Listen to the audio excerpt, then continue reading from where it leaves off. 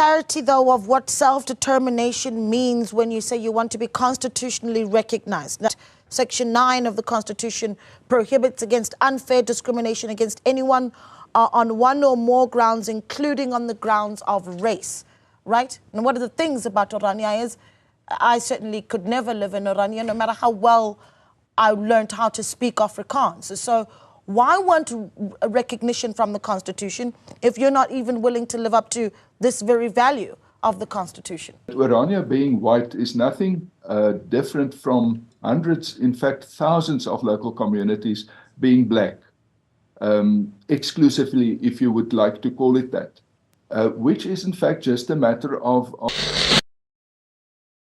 Now, in a really interesting twist with Orania's fight towards attaining what could actually be seen as almost an independent status, but not in the likes of the Western Cape independence, but more like devolution of power, so to speak, in the operation of what would be seen as a federated state in South Africa. Carel Boshoff here, who is a major representative of the Orania community, is actually breaking down the negotiations that have been going on and actually, advocated by Pieter Grunwald from FF Plus, Freedom Front Party, to really push the ANC into recognizing Orania, as a really legally binding federated state in South Africa. Let's listen to what Carel Boshoff has to say about this issue, and I'll be back for some really interesting analysis on the ANC's denials on what has been seen as accusations of the ANC on trying to push for Orania's independence, so to speak, from South Africa.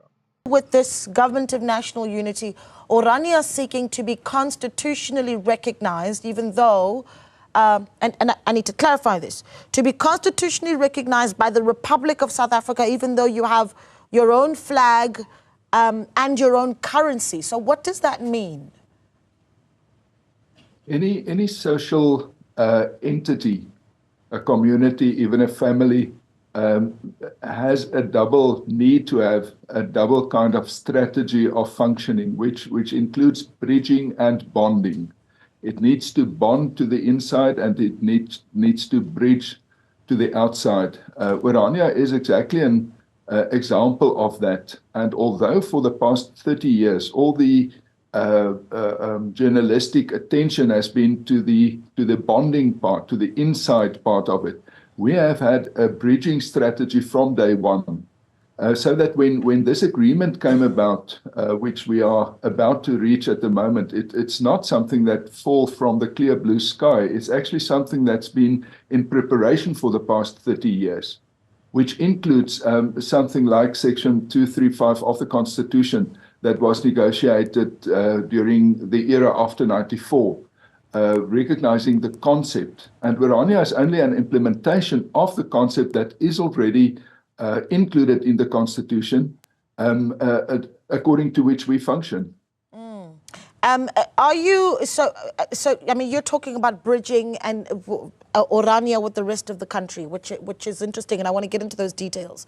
How much of this is Orania slowly but surely moving towards a secession?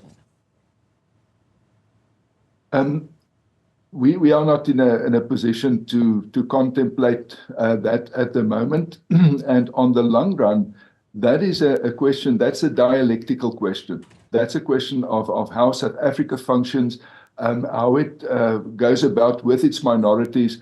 There's a concept of nation building that boils down to an invitation, which is actually not an invitation. It's telling you, you must join this party and either you fit in or you off.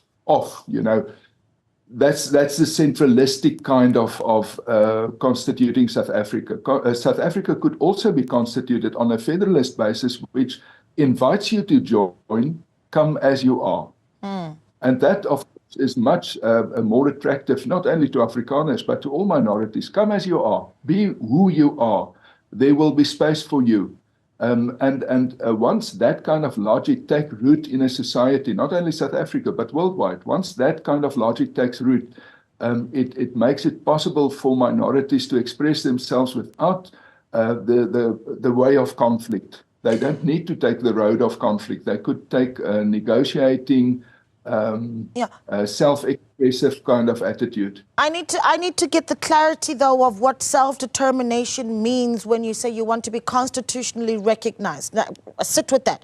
Constitutionally recognized, when it is our very own Constitution that says, in fact, Section 9 of the Constitution prohibits against unfair discrimination against anyone on one or more grounds, including on the grounds of race, right? And one of the things about Orania is I certainly could never live in Orania, no matter how well I learned how to speak Afrikaans. So why want a recognition from the Constitution if you're not even willing to live up to this very value of the Constitution?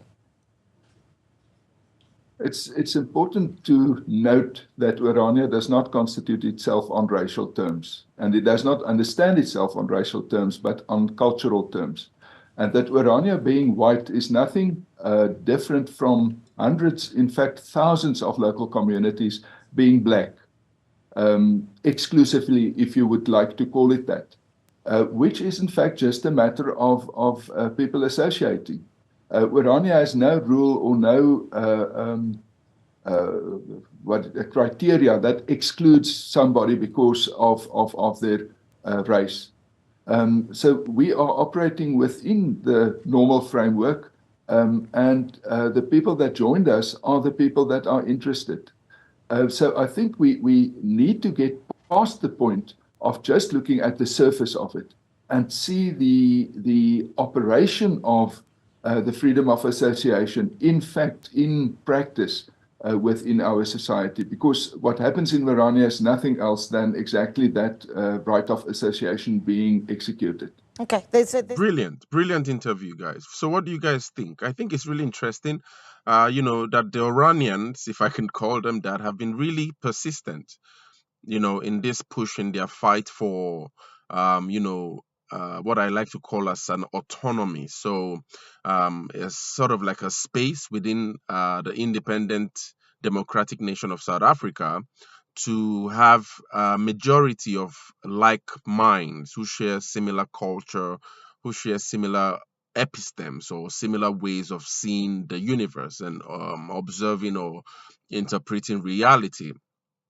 And the conundrum in that pursuit is the fact that most of the guys who want this, settlement, so to speak, are white. And in a really racially sensitive space such as South Africa, that push, in a way, is galvanized, to always raise eyebrows. And I have been listening lately to, the MK party's new leader of the opposition in the parliament, the former Judge John Schlopper, and he's actually been showing signals on how the MK party would really push to oppose that motion within the parliament. So it's going to be a really interesting, debate, a really interesting outcome on how the whole fight by the Oranians for federated status in South Africa would be interpreted by a majority of the opposition in parliament. But anyway, for this video, I thought to analyze,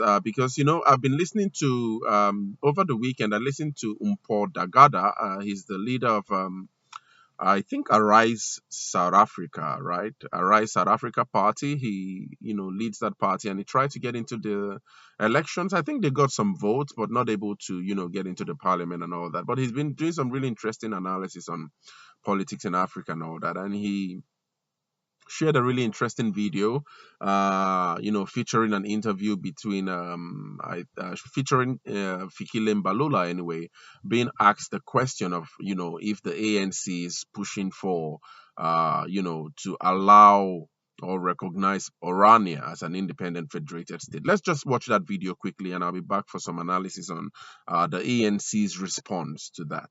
Lastly, as we let you go, Mr. Mbalula, the Freedom Front Plus in the Northern Cape were saying that the re-election of Zamani Saul as the Premier paves the way for their request for the consideration of the status of Orania. Is this true? Is the Secretary General of the ANC? It is not on our agenda. We've got 49%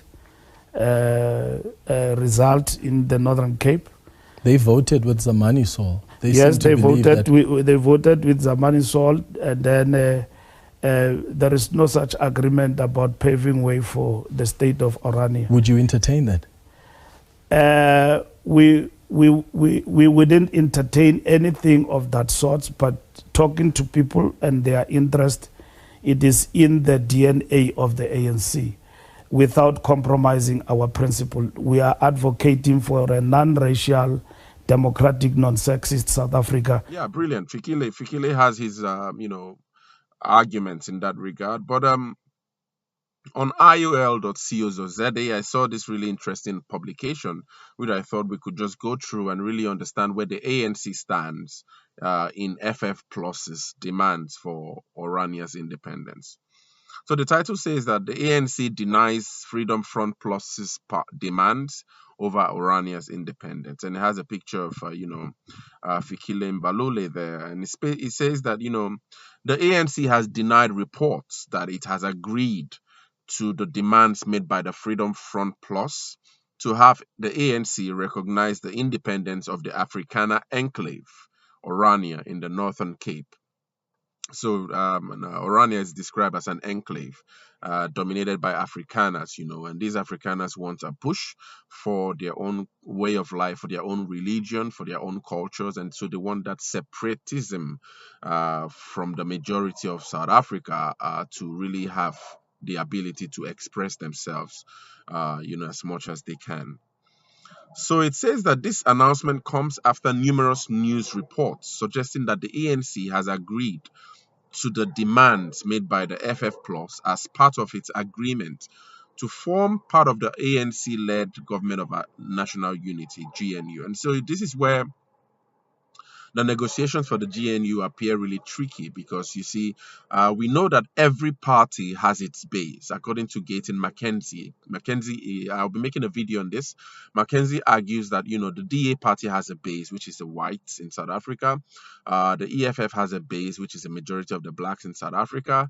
Gayton Mackenzie argues that the base of the Patriotic Alliance are the coloreds, you see, and so it seems that it appears that South Africa's politics is actually a politics of bases where parties represent these different factions that, all claim to be South Africans, but, they still have, they're representative of different needs and wants, of these large groups, which Gayton Mackenzie describes as bases or probably a critical mass, so to speak, of these people.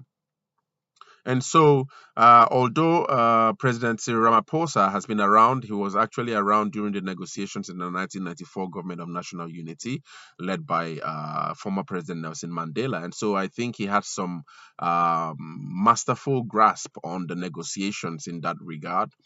It appears tricky because the different needs from the different bases that represent the different groups that encompass South Africa's political and geographical space, political geography in that regard, actually have different needs which they are likely going to use as a base for the negotiation to join the Government of National Unity. And we know that since the ANC has been unable to achieve a 50+1% of the electorate, it has to negotiate with these guys to really form a kind of government that would really try to put the needs of South Africans first. And the needs of these South Africans, for example, as I argued earlier on, are made of bases. And so every base would actually want to argue for the benefits or what policies that benefit for the base it represents, okay? And this is what the AFF Plus now actually is trying to, I believe, take advantage of, because the people of Orania, when you listen to Carel Boshoff's interview here, you can feel the plight of representative and, the plight of the people of Orania. They feel a little bit dejected. They feel a little bit what would be termed kind of like excluded from South Africa in that regard, and they really want they've been fighting for their own land, for their own control of their own resources, control. They believe that they can do better than even the nation state of South Africa in itself, in terms of its own provision of services. I think in Orania there's a really excellent provision of even electricity, basic electricity, when we know that ESCOM has been failing a majority of South Africans. But the Oranians don't really have much complaints as regard electricity, because I think in the last video I watched, Boshoff's, I don't know if it's, I think a co-partner, anyway, I don't remember his name now. He spoke about Orania's plan to really be independent from South Africa's central electricity grid, and it's been going really well, with solar panels and all that. Really extensive plans they have to free themselves from the burden of South Africa's central electricity distribution systems. And so this is what the FF Plus seems to be pushing for. And the ANC has actually come out now to deny that, they aren't, in such negotiations with FF Plus. So this news report goes on to say that on Friday, the FF Plus became the seventh party to sign the statement of intent to become part of the GNU. So the Freedom Front Party, initially, the agreement for the Government of National Unity, we know, included the ANC, the Democratic Alliance, the Patriotic Alliance, and IFP, Inkatha Freedom Party, led by Velenkosi Chabisa. But now the FF Plus on Friday actually signed a statement of intent, which means that the FF Plus Freedom Front Party will be joining the Government of National Unity, and try to work with the ANC to solve South Africa's myriad of problems. Okay. So the news report goes on to argue that last week, the working relationship which the FF Plus forged with the ANC in the Northern Cape followed the re-election of Zamani Saul as premier of the province was as beneficial to the FF Plus and its quest to have Orania declared as an independent state. There's been a lot of talk about this Zamani Saul. I don't know much about him, but I'll be doing a research on who he is and why he's either a frontliner or sort of like a puzzle in this whole debate for Orania's push for independence, as we heard in the interview with Carel Boshoff and the news report on this video. So the report goes on to say that on Friday, SABC News reported that FF Plus leader Pieter Grunwald has confirmed that one of the party's preconditions to negotiations with the ANC in joining the GNU was the recognition of Orania, the Afrikaner nationalist town in the Northern Cape. Now, it argues that Grunwald, now speaking, saying that a couple of weeks ago, we had discussions with the national level at the ANC, national level of the ANC, and I explicitly asked about the Northern Cape and whether they have the authority to accept or not. And it was said to us, yes, they do have the authority to accept or not, and they did accept, said Grunwald. Now, Grunwald further speaking, he says, the agreement that we put forward in the Northern Cape was accepted.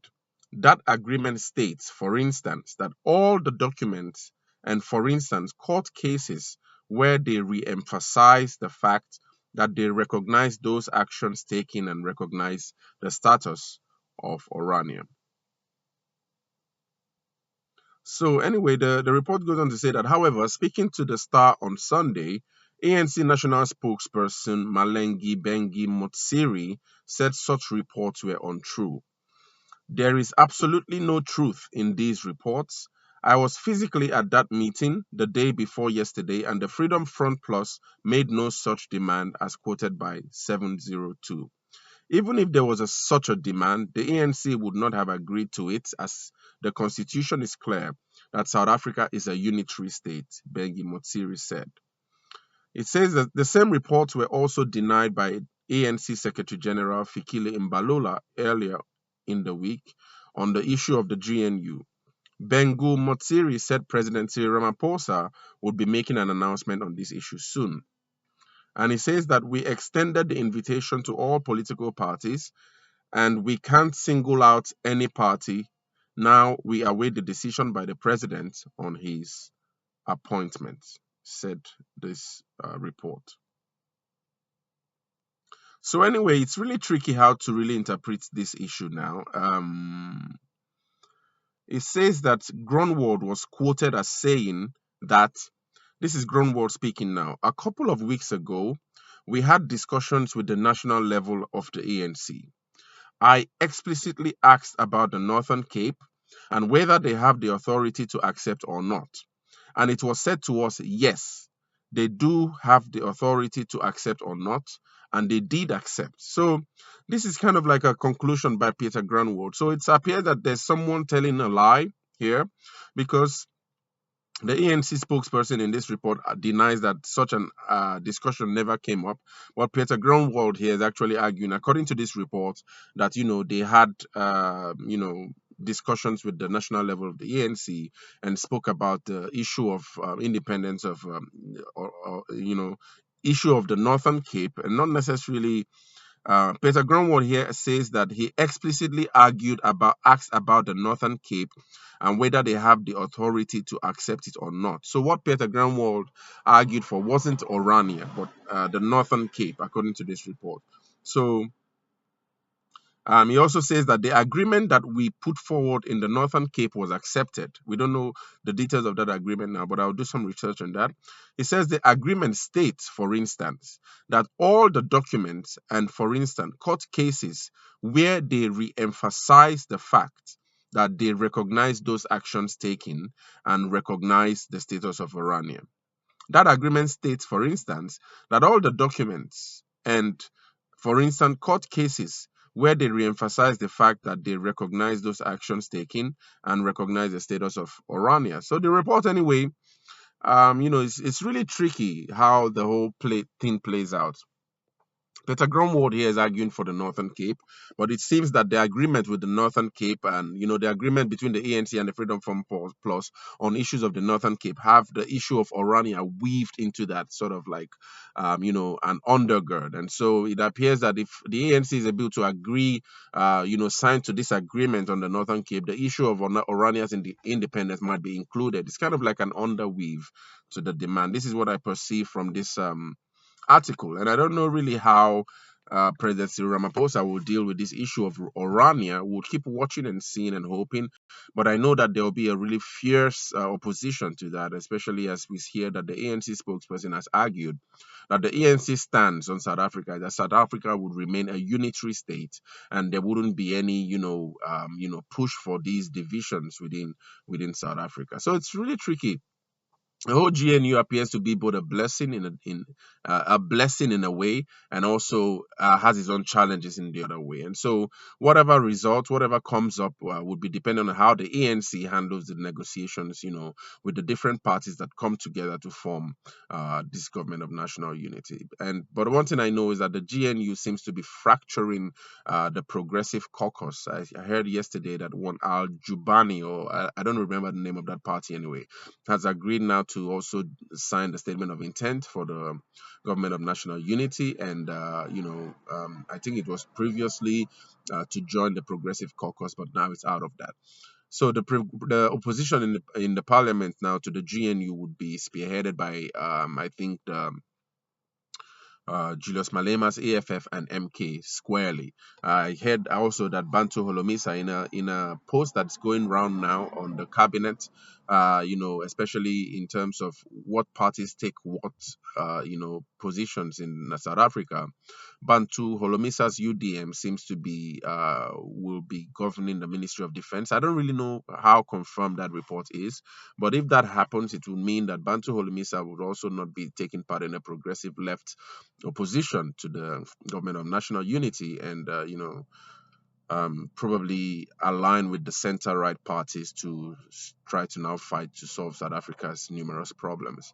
But anyway, I don't know. It's been a lot of information here. What do you guys think about this issue of Orania? Share your thoughts in the comments.